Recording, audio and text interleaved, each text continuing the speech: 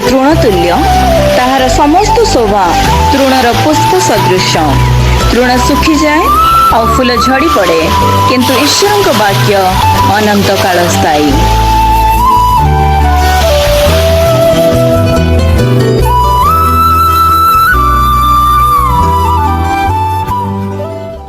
प्रिय मंडली, प्रभु जीशु अति पवित्र पुणी अति महत् नाम पुणी थे आपण मानू स्वागत करे। आज स्वतंत्र दिन, विशेष दिन, प्रभुंक दिन, प्रभुंक अनुग्रह हेतु आपण परिवार आत्मीय माने पुणी मो परिवार आम आत्मीय माने प्रत्येक एकाठी होगा सुजोग पाइचु प्रभुंक उपस्थिति रे। कारण प्रभु आम सहित होइछंती। तांको वाक्य कुहे जो स्थान तांकरी नाम रे 2 किंबा 3 जन एकाठी हुअंती, प्रभु अपना पवित्र उपस्थिति से स्थान रखिछंती। प्रभुंक गौरव हो। गत सप्ताह ठारू आज पर्यंत प्रभु आम प्रत्येक जत्न नहीं, सुरक्षा देइछंती, प्रतिदिन आवश्यकता जोगैछंती। सकल अमंगल विपद समस्यारू स्वतंत्र भाव में ये जो महामारी जहाँ मान चतुर्दिग आज एक भयंकर रूप नौ, दिन प्रतिदिन ता रूप बढ़ुचे, ता चेहरा ता उपस्थिति चतुर्दिगरे आम देखा पाऊँ। किंतु प्रभुंक महत् पुणी पवित्र नामर गौरव हो। प्रभु आम प्रत्येक को आश्चर्य भाव में तांकरी पवित्र डेणा तले आश्रय देइछंती। तांको अनुग्रह तो आम सुरक्षित अच्छु। प्रभुंक गौरव हो। आज स्वतंत्र दिन, प्रभुंक दिन में आम ईश्वर वाक्य आलोचना करवा। आपण मान स्मरण थी गत उपासनार दिन में अगस्ट 2 तारिख मैंने आलोचना करूँ फिलिपियो तार 1 अध्याय 22 पदरू नहीं 24 पद पर्यंत पाउल फिलिपी रे थिबा साधु मान निकट को जो समस्त विषय लिखि जनईचंती कारागार रही ताको आम आलोचना कलु। से स्वतंत्र भाव में 23 पुणी 24 पदर जो अंशटी प्रकाश करिसंती ताहा प्रकृत में बारंबार आलोचना कला भली अंश अटे। कारण से कहती मु 2टी विषय घेनी महा समस्या पड़ी अच्छी। इह लोकरू प्रस्थान करी ख्रीष्टଙ୍କ सहित रहिबाकु मोहर इच्छा, कारण ताहा अतीव श्रेयस्कर। मात्र शरीर रे रहिबा तुम्हमानक निमंते अधिक आवश्यक। पाउल प्रति परिस्थिति रे, प्रति अवस्था रे अन्यर मंगल, अन्यर उपकार, अन्यर परित्राण विषय से चिंता करी आसिछंती। जदियो निजे कष्ट भोगुचंती, जदियो निजे समस्या दे गति करुचंती, जदियो निजे अकथनीय जंत्रणार सम्मुखीन हेउचंती, किंतु प्रति बेले तांकरी गोटिए इच्छा जेपरि अन्यर उपकार हब, अन्य माने परित्राण पाइबे, मंडली उत्साहित हब, मंडली प्रभुरे वृद्धि पाइब।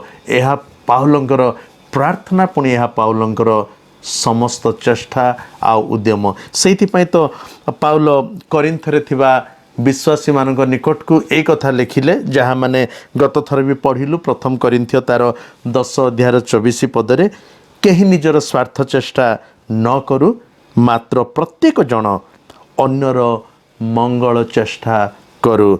No one should seek his own benefits but each one the benefit of others. अद्भुत चिंताधारा। तेबे आज आमने तल अंश को देखा। आज अंशटी रहिबो से 1 अध्याय तार 25 पुणी 26 पद।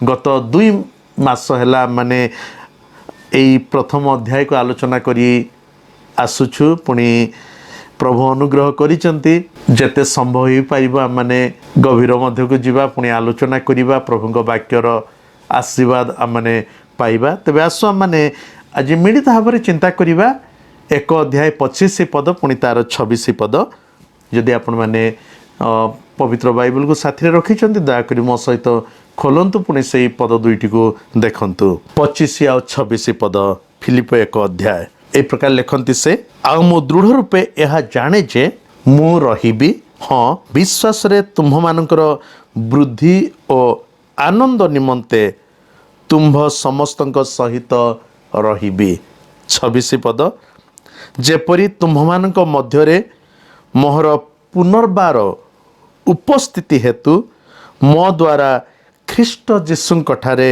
तुम्भ मानक दर्प अधिक वृद्धि पाइब से कहती मु दृढ़ रूपे जाने जे मु रहिबी हाँ विश्वास रे तुम्भ मानकर वृद्धि और आनंद निमंते तुम्भ समस्त सहित रहिबी।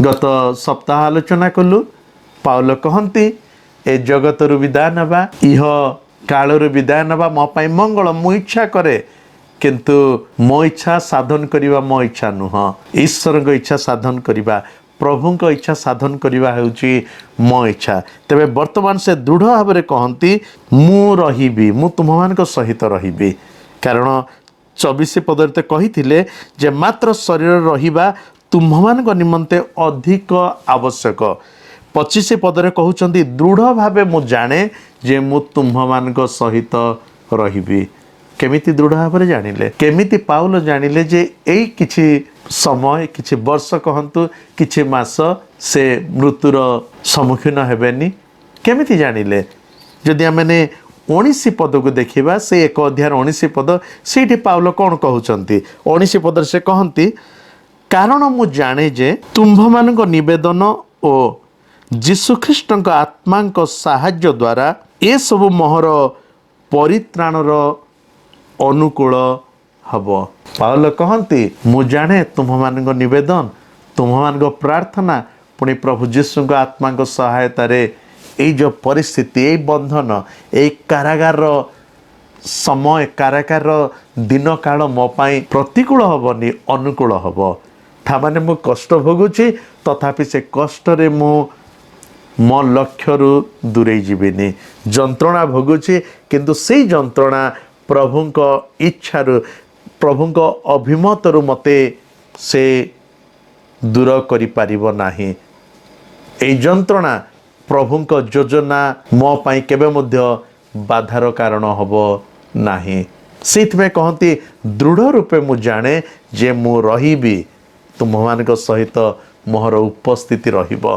दृढ़तार प्रार्थना पाउल से जहा प्रार्थना करिसंती पुणी तांक निमंते जो मंडली जहाँ प्रार्थना करिछि अनुरोध करिछि से प्रार्थना उपरे विश्वास करती प्रार्थनार उत्तर जे तांको मिलिबो ए कथा से दृढ़ रूपे जानती से से कहिले मु दृढ़ रूपे यह जाने जे मु रहिबे I will remain the personally he would prefer to die and go to Christ to him this was far better than remaining on earth से भलरे जानती जदि मु ए जगत छाड़ी चली जाए मु ख्रीष्टंक सहित रहिबी पुणी ताहा मो पाई व्यक्तिगत भाव में मो पाई अति श्रेयस्कर विषय हब ताहा मो पाई एक गुरुत्वपूर्ण विषय हब एई जगत रे रहिबा अपेक्षा ख्रीष्टंक सहित रहिबा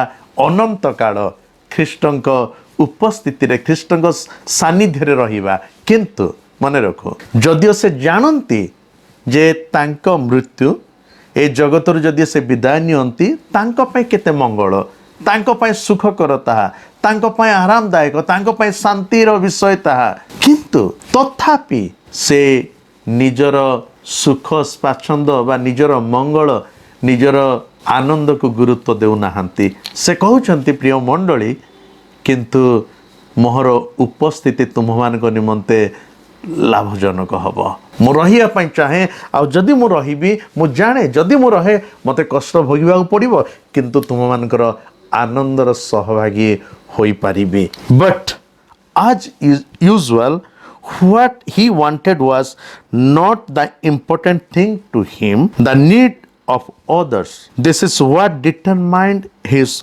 action and prayers. ତାଙ୍କ ପ୍ରାର୍ଥନା ପୁଣି ତାଙ୍କର କାର୍ଯ୍ୟ ଯେ କ'ଣ ସେଇଟା ତାହେଲା ନିଜର ସ୍ୱାର୍ଥକୁ ଗୁରୁତ୍ୱ ନ ଦେଇ ସାମୂହିକ ସ୍ୱାର୍ଥ ସ୍ୱତନ୍ତ୍ର ଭାବରେ ଖ୍ରୀଷ୍ଟଙ୍କ ଶରୀର ରୂପ ମଣ୍ଡଳୀର ସ୍ୱାର୍ଥ the benefit of the assembly, the body of Christ, not his own benefit. ପ୍ରଭୁଙ୍କ ମଣ୍ଡଳୀ ଅନ୍ତର୍ଗତ ପ୍ରତ୍ୟେକ ବିଶ୍ୱାସୀ ବିଶ୍ୱାସିନୀ ପ୍ରତ୍ୟେକ ସାଧୁ ବୃଦ୍ଧଙ୍କର ମଙ୍ଗଳ ଚେଷ୍ଟା କରିବା ତାହା ତାଙ୍କର ଏକାନ୍ତ ଇଚ୍ଛା ଉଦ୍ୟମ ପୁଣି ତାଙ୍କ ପ୍ରାର୍ଥନା।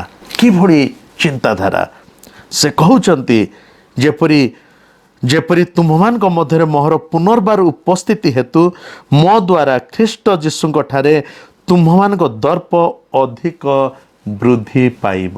ନିଶ୍ଚିତ ଭାବରେ ଫିଲିପିରେ ଥିବା ସାଧୁମାନେ ପାଉଲଙ୍କୁ ନେଇ ଦର୍ପ କରୁଥିଲେ, କାରଣ ପାଉଲ ସେମାନଙ୍କୁ ପ୍ରଭୁଙ୍କ ବାକ୍ୟ ଦେଇଛନ୍ତି, ପାଉଲ ସେମାନଙ୍କୁ ପ୍ରଭୁରେ ବୃଦ୍ଧି କରେଇଛନ୍ତି, ପାଉଲ ସେମାନଙ୍କୁ ପ୍ରତି ଅବସ୍ଥାରେ ପରାମର୍ଶ ଦେଇଛନ୍ତି, ପାଉଲ ସେମାନଙ୍କର ଆତ୍ମିକ ପିତା ଅଟନ୍ତି। ତେଣୁ ସେ ଚାହାନ୍ତି ଆତ୍ମିକ ସନ୍ତାନ ସନ୍ତତିଙ୍କ ସହିତ ଅଧିକ ସମୟ ବିତେଇବେ। ଜଣେ ଆତ୍ମିକ ନେତା ଭାବରେ, ଆତ୍ମିକ ପିତା ଭାବରେ, ଜଣେ ଆତ୍ମିକ ପରିଚାଳକ ଭାବରେ ନିଜର ସ୍ୱାର୍ଥ ନିଜର ମଙ୍ଗଳ ଚେଷ୍ଟା କରିବା ପରିବର୍ତ୍ତେ ସେହି ମଣ୍ଡଳୀର ସ୍ୱାର୍ଥ ମଙ୍ଗଳକୁ ପ୍ରଥମ ସ୍ଥାନ ଦେଉଛନ୍ତି। ପ୍ରିୟ ମଣ୍ଡଳୀ, ପ୍ରିୟ ପ୍ରଭୁଙ୍କ ଲୋକମାନେ, ଆଜି ଆମମାନଙ୍କ ପ୍ରାଥମିକତା କ'ଣ? ଆମେ କେଉଁ ବିଷୟକୁ ଆଜି ଗୁରୁତ୍ୱ ଦେଉଛୁ? ଆଜି ଆମମାନଙ୍କର ଲକ୍ଷ୍ୟ, ଆମମାନଙ୍କ ପ୍ରାର୍ଥନା, ପୁଣି ଆମମାନଙ୍କ ଚେଷ୍ଟା ଆଜି କ'ଣ? ଟିକିଏ ଅଟକିବା, ନିଜକୁ ପ୍ରଶ୍ନ କରିବା, କ'ଣ ଆମେ କହିବା, କ'ଣ ମୁଁ ଅନ୍ୟର ସ୍ୱତନ୍ତ୍ର ଭାବରେ ପ୍ରଭୁଙ୍କ ଲୋକମାନଙ୍କର ପ୍ରଭୁଙ୍କ ରକ୍ତରେ କୃତ ମଣ୍ଡଳୀର ଉପକାରରେ ଆସିପାରୁଛି କି? ମୁଁ ପ୍ରଭୁଙ୍କ ରକ୍ତରେ କୃତ ପ୍ରିୟ ମଣ୍ଡଳୀର ନିଷ୍ଠା ନିମନ୍ତେ କାର୍ଯ୍ୟ କରୁଛି କି? ମୁଁ କ'ଣ ସେମାନଙ୍କର ଉତ୍ତରୋତ୍ତର ଉନ୍ନତି ନିମନ୍ତେ ଉତ୍ସର୍ଗୀକୃତ କି? ପାଉଲଙ୍କ ଜୀବନ ଆମ ପ୍ରତ୍ୟେକଙ୍କ ପାଇଁ ଯେଉଁମାନେ ପ୍ରଭୁଙ୍କୁ ଜାଣୁ, ଯେଉଁମାନେ ପ୍ରଭୁଙ୍କ ରକ୍ତରେ କିଣା ଯାଇଅଛୁ, ଯେଉଁମାନେ ପ୍ରଭୁଙ୍କ ରକ୍ତରେ କୃତ ମଣ୍ଡଳୀର ଅନ୍ତର୍ଭୁକ୍ତ ଅଟୁ, ଆମ ପ୍ରତ୍ୟେକଙ୍କ ପାଇଁ ପାଉଲଙ୍କ ଶିକ୍ଷା, ପାଉଲଙ୍କ ଜୀବନୀ, ପାଉଲଙ୍କ ଇଚ୍ଛା, ପାଉଲଙ୍କ ଆକାଂକ୍ଷା ସତରେ ଆହ୍ୱାନଯୁକ୍ତ ଅଟେ। They are challenge to our lives to look unto them and just to follow them very closely.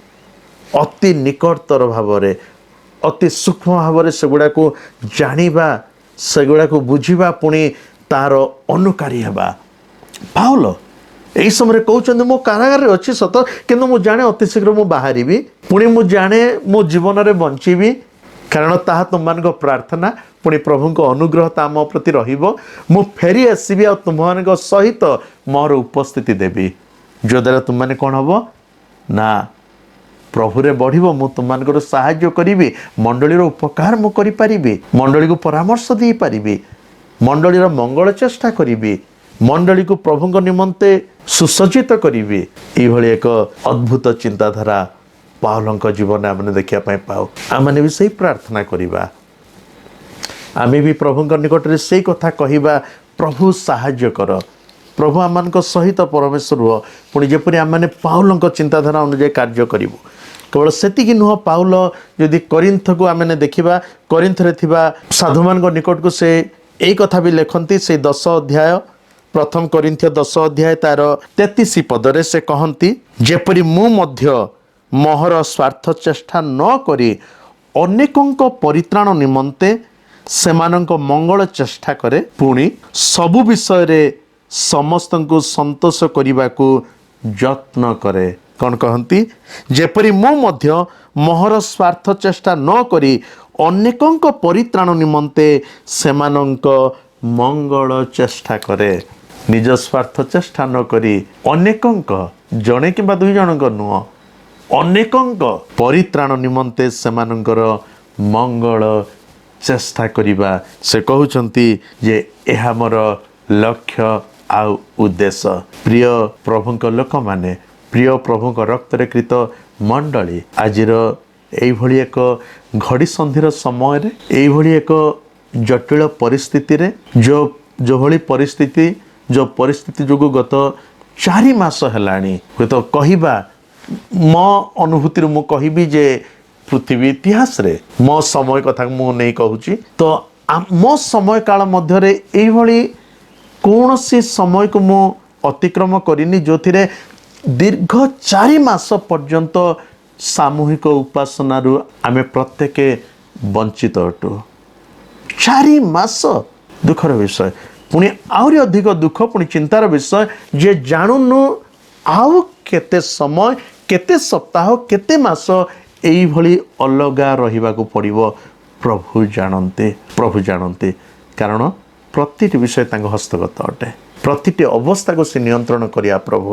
ତେବେ ପାଉଲ କହନ୍ତି ମୋର ସ୍ୱାର୍ଥକୁ ଚେଷ୍ଟା ନ କରି ମୁଁ ଅନେକଙ୍କ ପରିତ୍ରାଣ ନିମନ୍ତେ ସେମାନଙ୍କର ମଙ୍ଗଳ ଚେଷ୍ଟା କରେ। ପୁଣି ସବୁ ବିଷୟରେ ସମସ୍ତଙ୍କୁ ସନ୍ତୋଷ କରିବାକୁ ଯତ୍ନ କରେ। ଆସୁ ଅନ୍ୟର ମଙ୍ଗଳ ଚେଷ୍ଟା କରୁ, ସ୍ୱତନ୍ତ୍ର ଭାବରେ ପ୍ରଭୁଙ୍କ ରକ୍ତରେ କ୍ରୀତ ସାଧୁମାନଙ୍କର, ସ୍ୱତନ୍ତ୍ର ଭାବରେ ପ୍ରଭୁଙ୍କ ରକ୍ତରେ କ୍ରୀତ ପ୍ରିୟ ମଣ୍ଡଳୀର ମଙ୍ଗଳ ଚେଷ୍ଟା କରୁ। ଆମେ ଯେଉଁ ବିଷୟ ନେଇ ପ୍ରାର୍ଥନା କରିଛୁ ସେଇ ପ୍ରାର୍ଥନାର ଉତ୍ତର ନିମନ୍ତେ ଆମେ ଆଶା ରଖୁ। ପୁଣି ସେ ପ୍ରାର୍ଥନା ଶୁଣି ପ୍ରଭୁ ଯେ ଆମମାନଙ୍କୁ ଯଥୋଚିତ ଭାବରେ ଯଥା ସମୟରେ ଉତ୍ତର ଦେବେ ସେ ଉପରେ ଭରସା ରଖୁ। ସେଇଥିପାଇଁ ପାଉଲ କହିଲେ ମୁଁ ନିଶ୍ଚିତ ଭାବରେ ଜାଣେ, ମୁଁ ଦୃଢ଼ ଭାବେ ଜାଣେ ଯେ ମୁଁ ରହିବି, ମୁଁ ଫେରିବି ତୁମମାନଙ୍କ ନିକଟକୁ, ଏଇ କାରାଗାରରୁ ମୁଁ ମୁକ୍ତ ପାଇବି, ଏଥିରୁ ମୋତେ ମୁକ୍ତି ମିଳିବ, ପୁଣି ତୁମମାନଙ୍କ ନିକଟକୁ ଫେରି ଆସିବି, ମଣ୍ଡଳୀ ନିକଟରେ ପୁଣି ସଂଯୁକ୍ତ ହେବି, ମଣ୍ଡଳୀକୁ ପୁଣି ପରାମର୍ଶ ଦେବି, ଉତ୍ସାହିତ କରିବି, ମଣ୍ଡଳୀର ସହଭାଗିତାରେ ଆସିବି। ଆସୁ ଆମମାନଙ୍କ ପ୍ରାର୍ଥନା ହେଉ, ପ୍ରଭୁ ସାହାଯ୍ୟ କରୁ ଯେପରି ଆମମାନେ ମଣ୍ଡଳୀର ସହଭାଗିତା ମଧ୍ୟକୁ ପୁଣି ଆସିବୁ, ମଣ୍ଡଳୀର ସ୍ୱାର୍ଥ ଚେଷ୍ଟା କରିବୁ, ମଣ୍ଡଳୀର ମଙ୍ଗଳ ନିମନ୍ତେ ଆମମାନେ ସମସ୍ତ ପ୍ରକାର ଉଦ୍ୟମ କରିବୁ। ତେବେ ପ୍ରଭୁ ଆମ ପ୍ରତ୍ୟେକଙ୍କୁ ସାହାଯ୍ୟ କରିବେ, ପୁଣି ତାଙ୍କରି ଗୌରବ ନିମନ୍ତେ ଆମେ ବାକିତକ ସମୟକୁ ବିତେଇ ପାରିବା। ପ୍ରାର୍ଥନା କରିବା, ପ୍ରଭୁଙ୍କ ନିକଟବର୍ତ୍ତୀ ହେବା। ସ୍ୱର୍ଗୀୟ ପ୍ରଭୁ ଧନ୍ୟବାଦ ଦେଉ ଆଜିର ସମୟ ପାଇଁ, ଧନ୍ୟବାଦ ଦେଉ ତୁମ ବାକ୍ୟ ପାଇଁ, ଧନ୍ୟବାଦ ଦେଉ ତୁମ ମନୋନୀତ ଦାସ ସାଧୁ ପାଉଲଙ୍କ ନିମନ୍ତେ, ତାଙ୍କ ପ୍ରାର୍ଥନା, ତାଙ୍କ ଆକାଂକ୍ଷା, ତାଙ୍କ ଚେଷ୍ଟା ନିମନ୍ତେ ସାହାଯ୍ୟ କର ଯେପରି ଆମେ ବ୍ୟକ୍ତିଗତ ଭାବରେ, ପୁଣି ପାରିବାରିକ ଭାବରେ, ପୁଣି ମାଣ୍ଡଳିକ ଭାବରେ ବି ମଣ୍ଡଳୀର ଚେଷ୍ଟା କରିବୁ। କେହି ମଧ୍ୟ ନିଜର ଚେଷ୍ଟା ନ କରୁ, ବରଂ ଆମେ ପ୍ରତ୍ୟେକ ମଣ୍ଡଳୀର ଚେଷ୍ଟା, ଅନ୍ୟମାନଙ୍କ ପରିତ୍ରାଣର ମଙ୍ଗଳର ଚେଷ୍ଟା ମାନେ କରି ତୁମରି ଗୌରବ ନିମନ୍ତେ ବଞ୍ଚିପାରିବୁ ସେଇ ଅନୁଗ୍ରହ ଦିଅ। ଆମ ପ୍ରତ୍ୟେକଙ୍କୁ ଏପର୍ଯ୍ୟନ୍ତ ସୁରକ୍ଷା ଦେଇଛ, ଉତ୍ତମ ସ୍ୱାସ୍ଥ୍ୟ ଦେଇଅଛ, ପୁଣି ପ୍ରଭୁ ଆମ ପ୍ରତ୍ୟେକଙ୍କର ପ୍ରয়োଜନ ଆହାର ବି ଯୋଗାଇଛ। ଆମେ ତୁମ ଗୌରବ କରୁଛୁ। ଯେଉଁମାନେ କଷ୍ଟ ଦୁଃଖ ସମସ୍ୟାରେ ଅଛନ୍ତି ସେମାନଙ୍କୁ ସ୍ମରଣ କର। ମହିମା କର୍ତ୍ତାପଣ କେବଳ ତୁମରି ହେଉ। ପ୍ରଭୁ ଯୀଶୁଙ୍କ ଅତି ପବିତ୍ର ପୁଣି ମହତ୍ ନାମରେ ଏହି ସମସ୍ତ ପ୍ରାର୍ଥନା ଉତ୍ସର୍ଗ କଲୁ, ଆମେନ୍। ପ୍ରିୟ ମଣ୍ଡଳୀ, ପ୍ରଭୁଙ୍କ ଅନୁଗ୍ରହ ଆପଣମାନଙ୍କ ଉପରେ ବର୍ତ୍ତୁ। ପ୍ରଭୁଙ୍କ ଦୟାରେ ଆମେ ଯେତେବେଳେ ବଞ୍ଚିଛୁ, ଆସୁ ଅନ୍ୟମାନଙ୍କର ଉପକାର, ଅନ୍ୟମାନଙ୍କର ମଙ୍ଗଳ ଚେଷ୍ଟା କରୁ, ଅନ୍ୟମାନଙ୍କ ନିମନ୍ତେ ପ୍ରାର୍ଥନା କରୁ, ପୁଣି ଅନ୍ୟମାନଙ୍କର ସେବା କରିବା ପାଇଁ ଯତ୍ନବାନ ହେଉ, ଯଦ୍ୱାରା ପ୍ରଭୁ ଆମ ପ୍ରତ୍ୟେକଙ୍କୁ ଆଶୀର୍ବାଦ କରିବେ। ପୁଣି ପ୍ରଭୁରେ ବଢ଼ୁ ବଢ଼ୁ ତାଙ୍କରି ଆଗମନର ଅପେକ୍ଷାରେ ରହିବା, ପୁଣି ନିଜକୁ, ନିଜ ପରିବାରକୁ, ଆମ ମଣ୍ଡଳୀକୁ ଆମମାନେ ପ୍ରଭୁରେ ସୁଗଠନ କରିବା। ଏହା ଆମ ପ୍ରତ୍ୟେକଙ୍କ ପ୍ରାର୍ଥନା, ପୁଣି ଲକ୍ଷ୍ୟ ଆଉ ଚେଷ୍ଟା ହେଉ। ପ୍ରଭୁ ପ୍ରତ୍ୟେକଙ୍କୁ ଆଶୀର୍ବାଦ କରନ୍ତୁ। ଧନ୍ୟବାଦ।